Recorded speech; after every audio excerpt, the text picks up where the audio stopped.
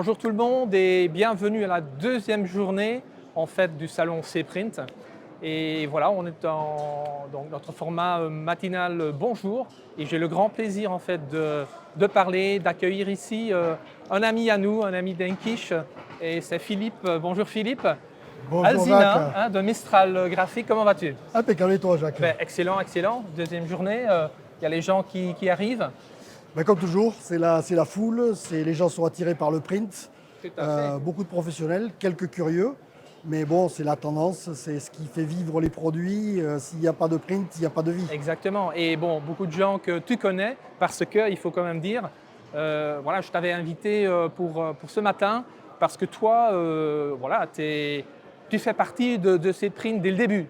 Tout à fait. Raconte-nous comment ça se fait. Depuis 15 ans, en fait, il y a une idée de Guillaume Abou qui s'occupait beaucoup dans le marquage textile et le marquage par objet, a eu l'idée de créer un salon sur Lyon. Et donc, il a approché quelques amis dont nous faisons partie, dont je fais partie, et il a dit Philippe, tu penses, on fait un salon, qu'est-ce que tu en penses? Tu y es? Allez, bingo. On a démarré il y a 15 ans, et donc tous les ans maintenant, on expose à C-Print, même si le nom a changé. Guillaume est parti depuis, il est toujours dans les parages, mais bon, l'esprit est là.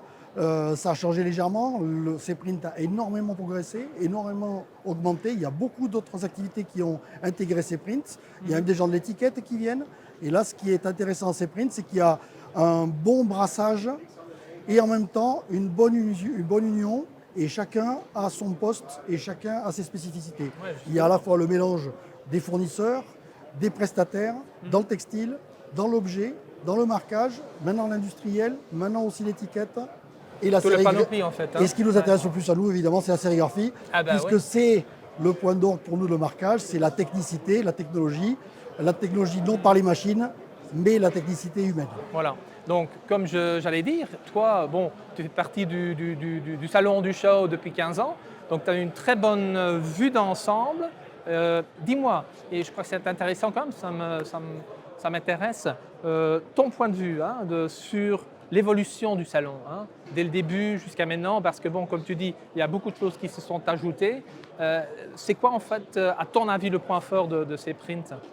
Le point fort, c'est toujours garder la convivialité, c'est-à-dire l'esprit ouvert. Les gens sont très sympas, ils sont toujours à l'écoute, toujours en train d'aider les gens, toujours arrangeants au niveau des stands.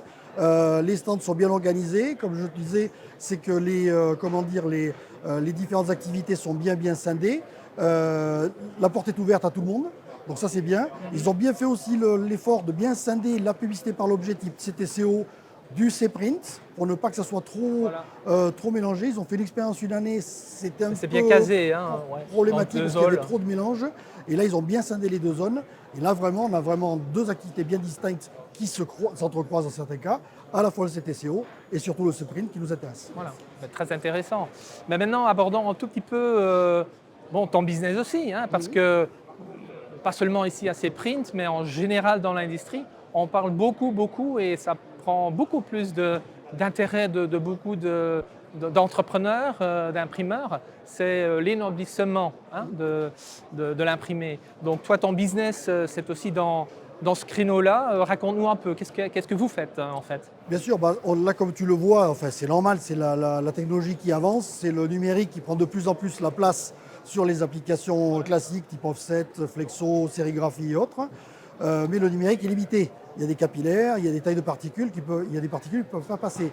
Donc du coup, quand par exemple quelqu'un veut imprimer, quand les gens du packaging veulent imprimer des produits avec des particules, à paillettes par exemple, comme Black Opium ou Chanel avec la vie est belle, etc., on est obligé de passer par des écrans de sérigraphie. Oui. Alors bon, je ne vais pas faire l'article sur la sérigraphie. Parce que les particules sont trop Voilà, trop grandes. avec en sérigraphie, on peut imprimer jusqu'à des particules qui font jusqu'à 400 voire 600 microns, sans aucun souci, avec des lèses assez importantes. Donc du coup, avec un procédé rustique, on peut accéder à des très hautes technologies d'ennoblissement.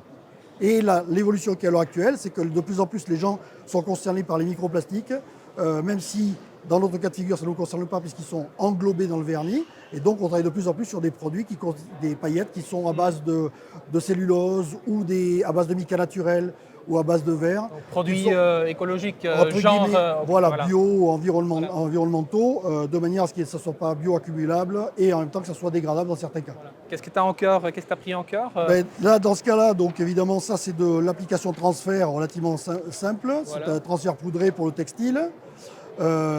Donc technologie sérigraphie et numérique dans le cas de DDTF où il y a beaucoup de machines sur le salon. Un peu trop parce que tout le monde se concentre là-dessus, mais bon, c'est pas très grave. Et surtout, c'est montrer qu'on peut arriver avec des encres naturelles, des vernis naturels, des encres biodégradables. Je pense que tu connais les encres qui sentent l'odeur. Oui, l'odeur. On a même réussi avec un encapsuleur bien spécifique, arriver à faire des capsules à base de protéines végétales, donc pas de bioplastique. Mais il faut dès qu'on les touche, on les Voilà, casse. voilà. Et puis, voilà. Il y a de l'odeur qui est C'est relarguée. les encres spéciaux. Des encres à odeur. Ensuite, on a même développé des apprêts biodégradables pour que tu puisses imprimer n'importe quelle encre dessus et qui puisse facilement être enlevé derrière.